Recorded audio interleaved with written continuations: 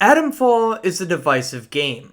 I don't score games out of 10, but I think it'd be easy to make an argument for it being anywhere from a 4 to an 8.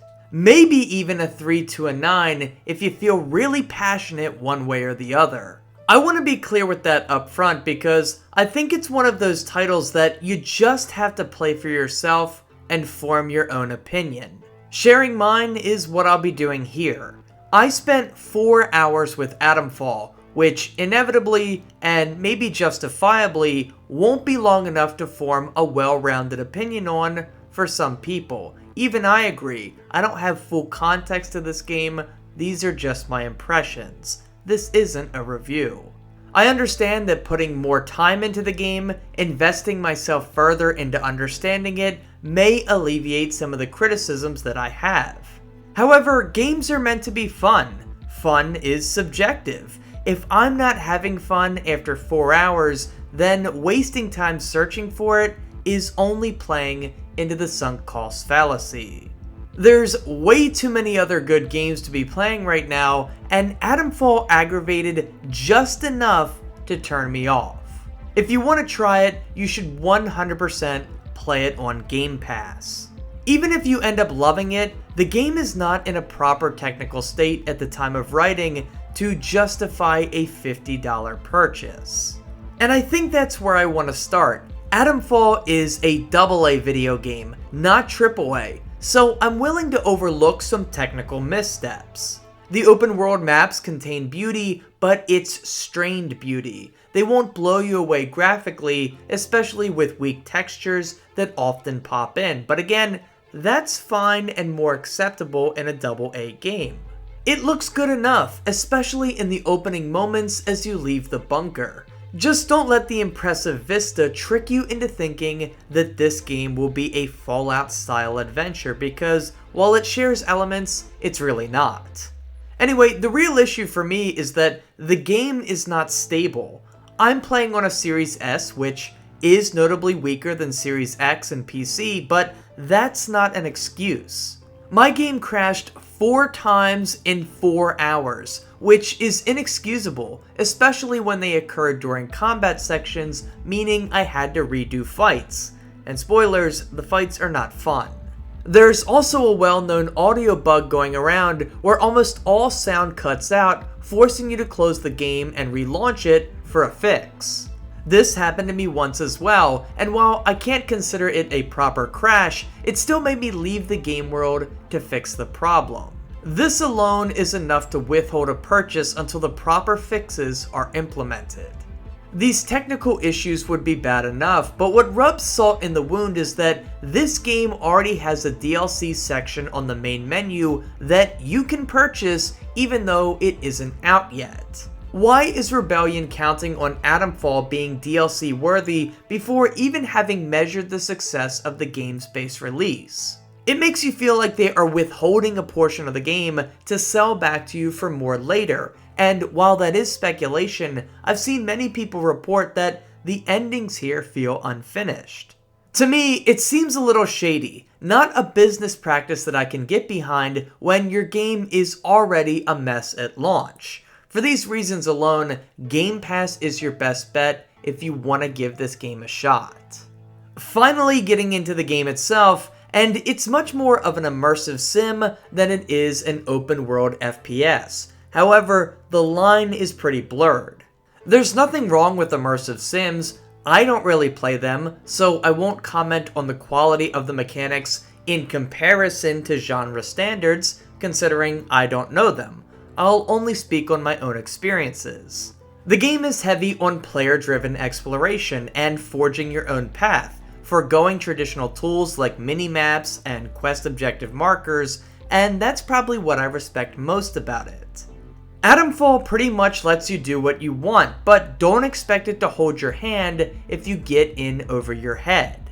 Trial and error, along with plenty of preparation work, will be the name of the game if you want to survive in these small open worlds, smaller even than something like Avowed's. It all begins with your character awakening with amnesia. You're informed that you're trapped in a nuclear quarantine zone, and you're told to seek out a mysterious research facility called the Interchange. There's an air of mystery to this world as you aren't sure exactly what is happening here despite this being an alternate reality of a real-world event. Atomfall draws inspiration from the Windfall Fire of 1957 that took place in England, and adds a layer of mystery on top of it. You get the impression that the government is hiding something here, but it's up to you to piece together exactly what it is. I didn't get very far, but from what I can gather, it seems it's up to you to form your own opinions. You'll meet NPCs along the pathways who can tell you more, but it's clear that each of them has their own backgrounds and perspectives that vary and clash with one another. There's military members sent in from outside the quarantine zone, hostile outlaws and druids that clearly have their own motivations and beliefs, and a few other oddballs as well. Deciding who is trustworthy and who isn't, and rolling with it, seems to be your only path forward in dissecting the narrative here. It almost feels like a game of Clue in this regard, picking up pieces, gathering testimony, combining what you know, and drawing your own conclusions as best as you can. And that's all I can say on the game's story because, again, I didn't get very far into it. But I think that the mystery is what will compel players to push through the game itself, and thankfully the game offers an easy mode if that's all you're looking to do. If I were ever to return to the game, I'd probably consider that option. And that's because I think everything else is pretty undercooked. Exploration is decent, but often unrewarding, and combat was pretty much a big slog. Best avoided if you can, but inevitably you're gonna have to fight. So let's start with the exploration. There isn't one big open world, but instead a collection of smaller ones, each dotted with towns, mines, forests, dams, boatyards, and more. I only made it to the first two, so I'm assuming the others are similar. At the start, you have nothing, only a prayer for survival. And I sort of like this, as you feel really helpless at first, avoiding enemies as much as you can, until you finally stumble into some weapons. First it's basic melee items, then a pistol, and then heavier guns. Apparently these can be upgraded too, but I never made it far enough in to see that. You eventually begin to feel more powerful though, that is, until you encounter enemies in large numbers. Anyway, when you're out there looting, you'll also come across basic materials like cloth, glass, and alcohol that can be used in a basic crafting system once you find the recipes. Most of these recipes are bought from NPCs, and interestingly enough, there's no currency in the game, as instead you barter to get goods. I found it to be a very interesting take, but it does kind of have its faults and limitations. Your inventory space is very limited, forcing you to prioritize the important stuff, making it feel like you don't want to give up anything in your inventory when you meet an NPC, especially when you don't know how the item you're trading for will function. It may be useless, who's to say? Of course, part of this hoarding process is owed to the fact that there really isn't any good loot to find. It felt like I entered a ton of buildings that didn't contain anything to gather. I was welcomed in only to uncover the entire place had already been ransacked. And when I did find something, it often had no purpose to me yet. For example, I kept finding string, but I had no recipes to use it on, so I just kinda left it there after I had a full inventory. I was hoping to find something nice like unique weapons or crafting recipes, but I never stumbled into anything interesting like that. I just felt like my exploration was not rewarded extrinsically at all. However, intrinsically, it was at times. That feeling of discovery was occasionally good, and this usually came from finding mini dungeons that you can enter. Entering a room in a broken down dam only to find a giant robot roaming around. It was awesome. I mean, the loot still sucked, but sneaking around and avoiding his gaze while grabbing up everything was a satisfying experience. So, overall, I'd call exploration a mixed bag. There are places to uncover, just don't expect great rewards. And then there's combat, and I genuinely believe that you are meant to avoid it. It's incredibly easy to get overwhelmed in large groups, and it feels genuinely unresponsive to try to overcome that. This may make you think that stealth is the best option, but it too feels pretty broken. Enemies are capable of spotting you from great distances, alerting anyone else near you in a hurry.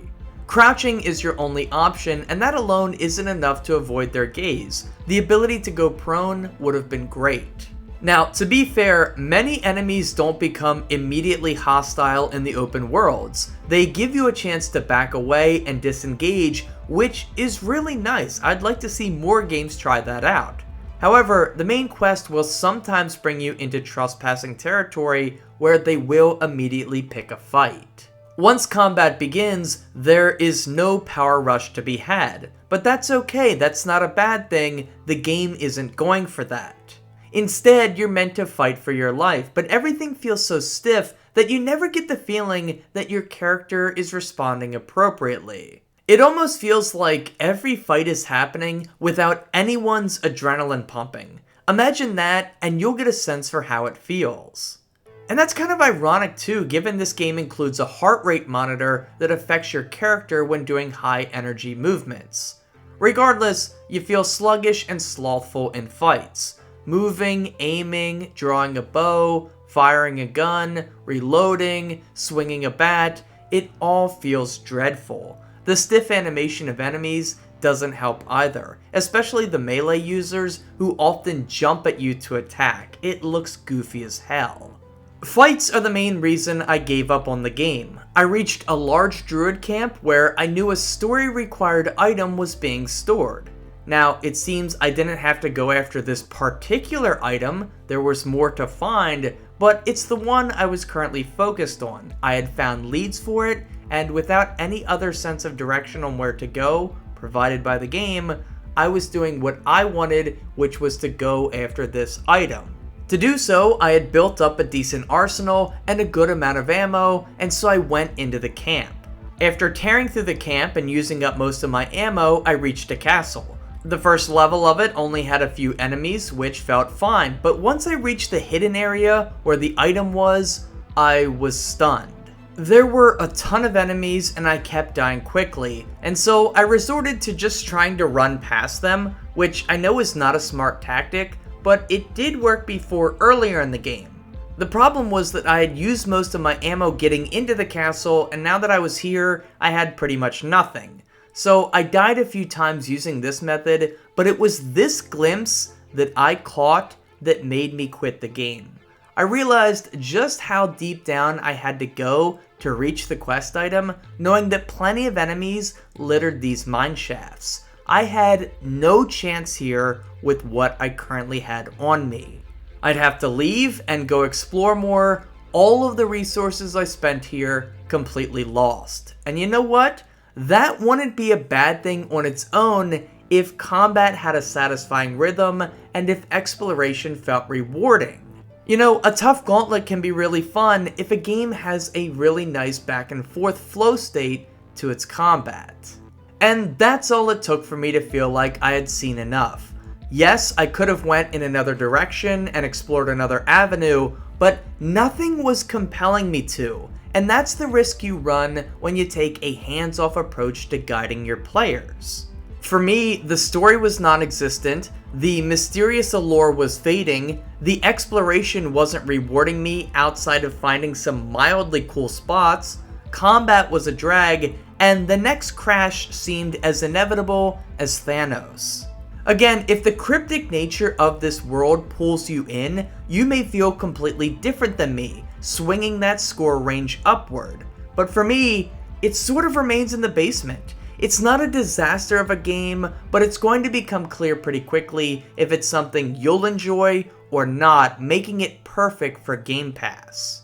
Now, if you're sitting here watching this and you really like Atomfall, I'm really glad for you, and I'm happy you're getting enjoyment out of it. I think gamers who prefer experiences where the developers set you free without much direction will absolutely love the game, as long as they can successfully grapple with the obtuse combat and somewhat boring world. If you can make peace with that, this world is your oyster, so long as you put in the time to build up your character. As for me, if I want an experience like that, I'd rather sink my teeth into something more polished like Kingdom Come Deliverance 2. Atomfall wants to be one of those titles that pushes back against the player, rewarding those who are observant and who take the time to immerse themselves fully into the world and the mechanics. Unfortunately, I think it fails in that approach as the mechanics are overly simple and weak, and the rewards themselves end up being nothing more than string, ringing telephones, cricket bats, and another crash. Thanks for watching. Anyway, thanks for listening to my thoughts on Atomfall. Whether you agree or disagree, I'd love to hear your thoughts in the comments below. Truly, I can see how people will love this game. It's not hard for me to envision that possibility, it just isn't the reality for me. So I'll be turning my attention to South of Midnight and Clair Obscur Expedition 33, so expect videos on them soon. I'm also playing Death Stranding in preparation for the sequel, and I think I'll be able to squeeze out a reflection video before that sequel comes out, so you can look forward to that too. With that, thank you so much for watching. Please leave a like if you enjoyed the video, consider subscribing for more, follow me on Twitter at NopNapNarp, and as always, have a nice day, and take care.